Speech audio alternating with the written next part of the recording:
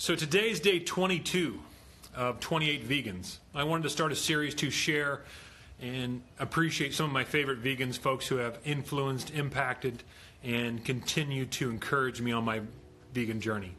This is something that has become very important to me, been very important to my wife, to my family. So it's become so important that today my wife took over the kitchen. She's making all kinds of wonderful, delicious vegan goodies. So I got banished to the garage. So hopefully dogs and neighbors and kids and everybody else behaves, and we can do this. So today I'm going to be talking to the Veggie Pilot. Matt is a commercial airline pilot who is a vegan, and he gets to travel all over the place. It's exciting to see other men who are vegan, who are spreading the message, bringing a positive light and positive energy to this. And I think he's got a very interesting story I can't wait to share with everybody. So he's already requested to join us, so let me bring him in here just a minute. Matt. All right.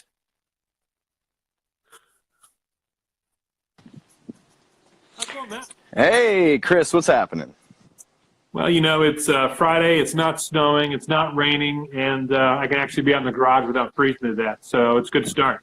Excellent, excellent. Yeah, it's a beautiful day here in Long Beach, if you can't see from the video. It's like perfect. I'm hanging out with my friend Sonia Elsie right now. Hi. We just had a little viewing party for this video we did for PETA's YouTube channel. We did this like vegan mukbang where we tried all this like vegan stuff that you wouldn't normally think was vegan, like Taco Bell and yeah, a bunch of stuff like that. It was great. That's fantastic. I love, you know, you brought up Taco Bell. It's amazing the changes that we've seen all over the place, the options you have. And, you know, if you take Taco Bell, obviously, you know, you can't go in there and just order straight up off the menu. However, they are working on a vegan menu, which is exciting. So it's not hard to go in there and remove things. So hopefully, it's not. It's pretty easy. It's pretty easy. So, hey, my so-called veg life. Cherie, thanks for the hookup, by the way. Thanks for the introduction. So, you know, yourself being a pilot, you get to go all over the place. Yes. Outside of LA, because that's an easy gimme as far as your favorite vegan foodie land. Yeah. What's your favorite city that you get to go to and experience some great vegan food? Definitely Portland. Really? Okay. Yeah, Portland is the airport itself has so many great vegan food options. And on top of that, there's a rule at Portland Airport for all the vendors that if they have a store, like let's say a vegan restaurant's open in the city and then they open one in Portland Airport, they have to charge the same prices. So they can't gouge the prices at PDX, which is amazing. Wonderful. So you can get a great meal there for like $8. Unlike I LAX, wish more places would do that. Yes, like, that's not the same. Spend like $15 to $20. So if Portland is your favorite, which is your least favorite vegan city you get to go to? Man, I hate throwing them under the bus, but probably St. Louis. Really? Okay. Yeah, I mean, maybe it's just it's the area we stay at by the airport. There's just nothing there. I always go to Subway and get some like crappy veggie sandwich. It sucks. We do our training there for work. Yeah. Sometimes we have a bunch of simulators there, and I just don't like going there. I have been to a vegan spot there before. I forget the name. It was really good, but that was like really far from where we stay. I'm not sure in relation to where the airport is, but I know there are lots of wonderful vegan goodies in St. Louis. We have friends out in Missouri, all over St. Louis. Actually, Joanna Gable just joined. You know, one of my favorite places in St. Louis is called Sweet Art. They are, but I don't think it's close to the airport though. No, the airport's kind of in that area, like kind of near Ferguson, which had the riots and stuff like that. So yeah, it's a tougher area. It's kind of sad to see there's like a ton of poverty there and whatnot, and it's kind of sad to see. So but like at the airport itself, there's not really anything vegan. In the area, there's not really anything vegan. Like I think that fast food chains in general kind of like whatever small town charms used to exist in these like smaller cities across America. The fast food chains and Walmart kind of came in and took over, and all the small town charm is gone now. So sometimes when you go to these small cities that are kind of poor, it's just a couple fast food places and a Walmart. It's definitely tough to find delicious vegan food Yeah, in that yeah, scenario. yeah, So absolutely. now you are different from a lot of us in that you were actually raised vegetarian by your parents. Yeah. Right, correct. So Yeah, I grew up lacto-vegetarian, so I didn't eat eggs, but I did eat cheese. okay. So you were so close. Like you were almost raised vegan. Yeah, very close. I mean, cheese is a big thing to give up. A lot of people have trouble. A lot of vegans, or like I think the big tipping point with a lot of people is cheese. Vegan cheese isn't quite there yet. There is progress being made, but it's like, you have the Impossible Burger, you have the Beyond Burger. I think Impossible is just about to release a steak. Beyond Burger released those sausages. So there's a lot of really great options for that stuff. There's the vegan egg out now. Follow Your Heart makes one. There's another company that makes one. So there's stuff, but the cheese is still very lacking. It is pretty tough to find good vegan pizza or just anything like that in general. That is really where the sacrifice is made from a taste standpoint, not from an ethical standpoint, obviously, but just from a taste standpoint. Yeah. It's I think clearly changes are coming, and I think more products are coming out every day that really are going to start blowing the market up. And when you look at the section now, instead of just one option, whether it be Dia or Follow Your Heart, you'll see stuff from Chow Cheese is out there. There's definitely improvements. If you start looking at some of the products Miyoko's is putting out, I haven't had it yet, but apparently their new mozzarella is just absolutely out of this world. Is that the kind of mozzarella that you can pull apart? Yes, you pull it apart, and I've been told that you put it on you make a pizza and put chunks all over it, and it's wonderful. There's also a Vitalife makes a Parmesan-like triangle, and you shred that up live, and it is wonderful. So that's one of those. I actually just had the Vitalife at this place in Brooklyn called Screamer's Pizza. I was just out there last week, and I tried the Vitalife cheese. It's really good, actually. It's really good. Definitely know it's vegan cheese, but as far as like that, it's great. I love it. It's definitely come a long way, and like you said, if it's just the taste thing you're worried about, we'll get there. But definitely from an ethical standpoint, there's no question where we should be. No question, absolutely. So you had shared with me that, growing up your whole life being vegetarian, your parents raised you vegan, and you said they've been vegetarian since the 70s, yeah? Yeah, they both went vegetarian around the 70s, I think, about that time. I wish I would have been able to grow up in that environment. I wish I would have known how to look at things differently sooner in my life instead of waiting till almost 40. So one of the things I appreciate yourself being A, an airline pilot, and B, a man, I appreciate that you are out and spreading that message and sharing your story and sharing your journey with others so they will see that A, it's not that difficult. And B, it's something we should all be doing for ourselves, for the animals, and for the planet, because they're all related, they're all connected. You'll get people who will go vegan for 1, 2, or 3, and then once you get into it and you realize they're all connected and they're all so vitally important. Yeah, and it's one of those things too that I think it's kind of made out to be something bigger in people's minds. The idea of giving up meat or giving up chicken or giving up fish even. It seems like this big hurdle, and like it's like some life-changing thing. And the big thing I can say is it's like I grew up vegetarian, so maybe I have a different view on it. But it's for it's not, your life doesn't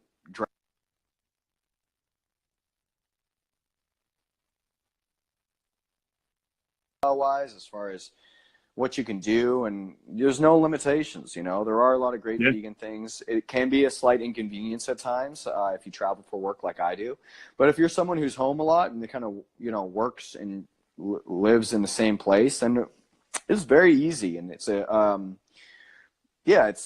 really not that big of a jump. it's really not. And I think, you know, that mind shift of I'm not going to eat this or I'm not going to eat that, or, you know, what am I going to eat? So Becky and I, we have 7 kids, 6 are still at home. We're a Brady bunch of a family. And Oh my gosh. so I had 4 daughters from a previous marriage. She had 2 boys, and we have a little boy together. And something that our boys, God love them, so now they're 13 and 10. They went to go stay at their dad's mom, who is not vegan, not vegetarian. She told the boys one night, "You can't stay at Granny's house because you don't eat real food." And so they made sure they called to make sure we could come pick them up as soon as we could. Yeah. Yeah. Just, you know, I mean, I'm guessing she's old.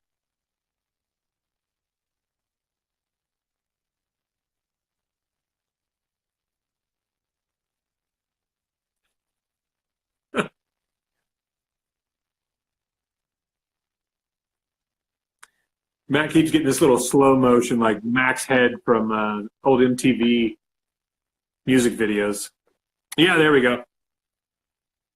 It's funny, I've got your audio, Matt, but not your video. Your I'm saying was that, no, he left altogether. Okay, so I'm assuming what Matt was saying is that she's probably a little older, and she's correct. And, you know, growing up in, let's bring Matt back in here real quick. Hang on just a second.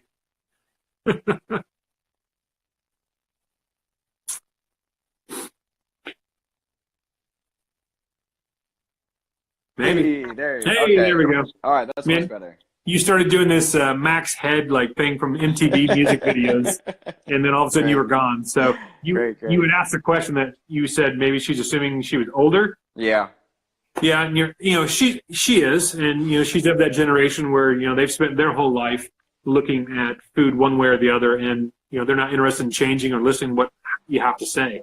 Yeah. They're still of the old school mindset that you got to have protein, you got to have dairy, and that only comes from animals, unfortunately. And it's wonderful that people are waking up all over to see that that's not the case, that that's not the reality anymore. No, yeah, I mean, there's I can understand. Grow up, maybe she went through a period of like lacking. Maybe she grew up really poor, and people tend to look at food in a very fundamental way. And when you start bringing up diet changes or specific diets, they don't buy into it. And I understand that. The big thing she probably doesn't understand is that veganism can be really affordable and really easy. That disconnect from the food on the plate to the animal that it came from, or the fact of a little like a understanding of nutrition or nutrients or vitamins that you can get from the vegan diet.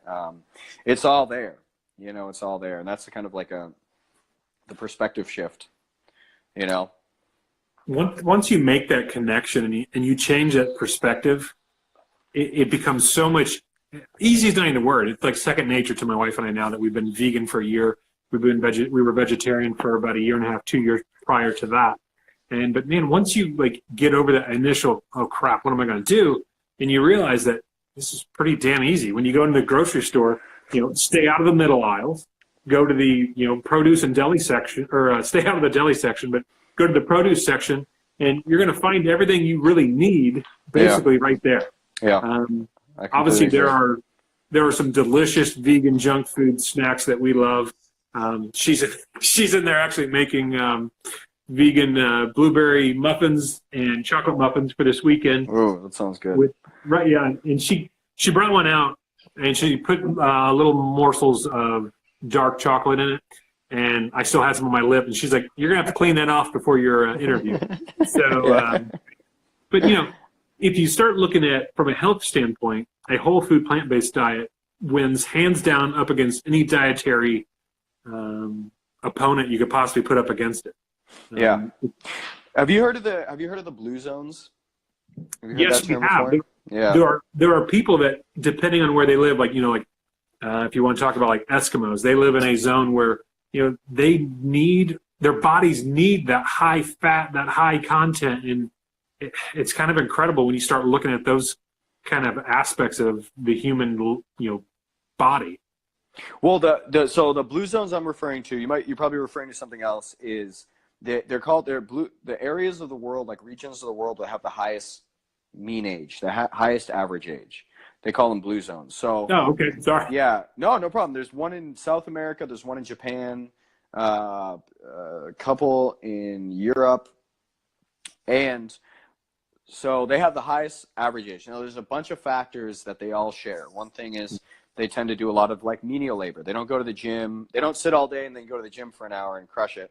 Instead, they'll walk everywhere. They have stairs in their home. They do gardening. They do kind of like menial labor.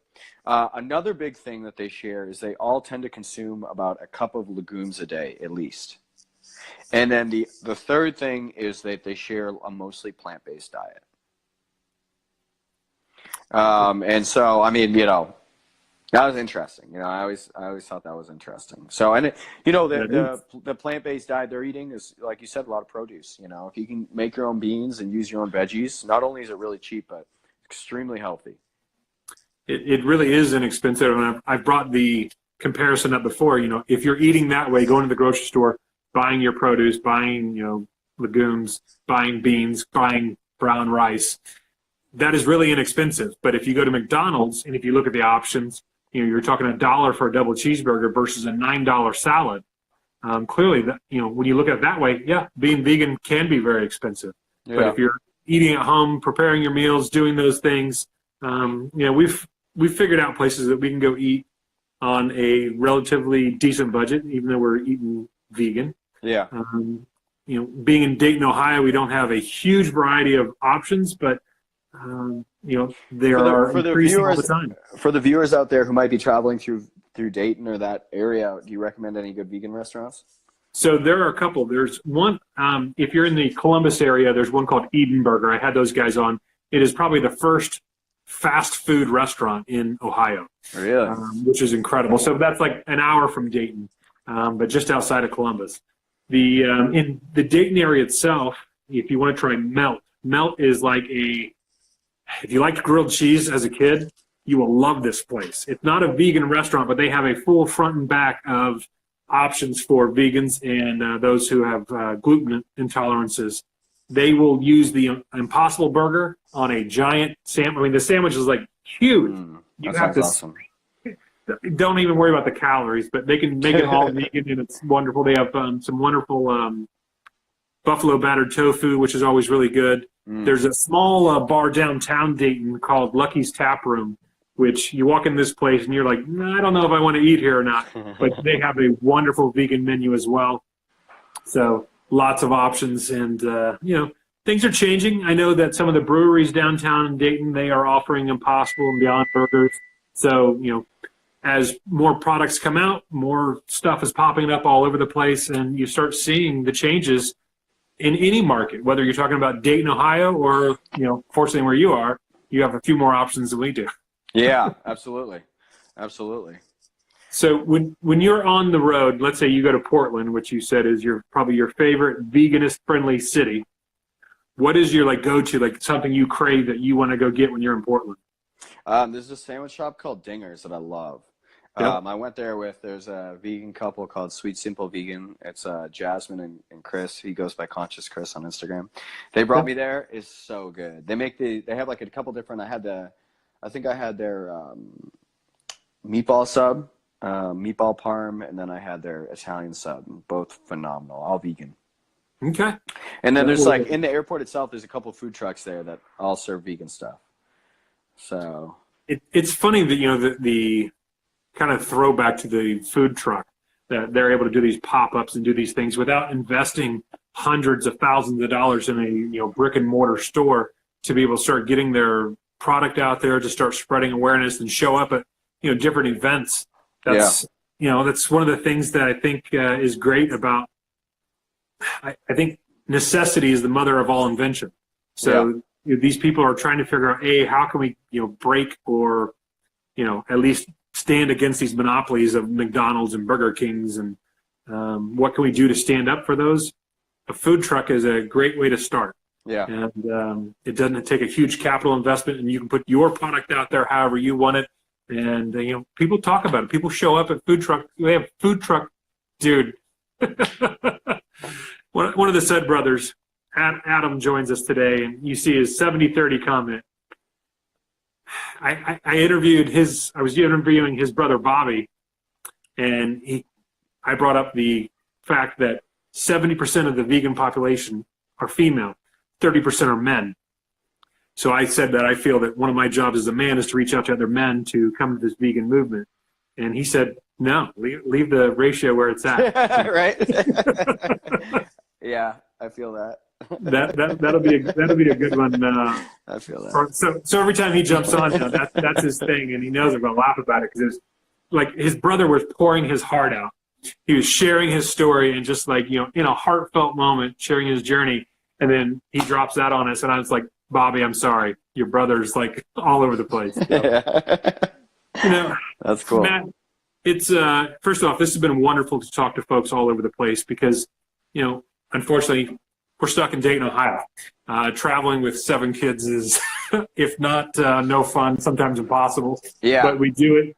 But we don't get to go to some of these wonderful vegan cities all the time. So I love hearing about places like Portland, stuff that's going on in L.A. Luckily, this summer, we got to eat some Donut Friend while we were out there. Oh, Donut Friend's awesome. Veggie grill. Like, I can't wait till something like that pops up here. And, well, you let me know next time you're out here because there's some really cool stuff that you wouldn't know about. So there's this street in Highland Park. Mm-hmm. Called York Street, York Boulevard, and they do this like pop-up, this vegan block party type of thing almost every day of the week. Wow. Where all these vegan vendors come and do pop-ups on the street, and there's tons of great options and stuff like that. My friends Avocado Mama are always there, and Senna Vegan, and a bunch of really great places like that. So you got to check that out next time. Our last night in LA, we got to go to Crossroads. And What'd you think of Crossroads? I thought it was really good. Yeah. We had there was a bunch of us there, so we all kind of ordered a little bit of everything and kind of just shared plates and passed stuff around. I thought it was really good.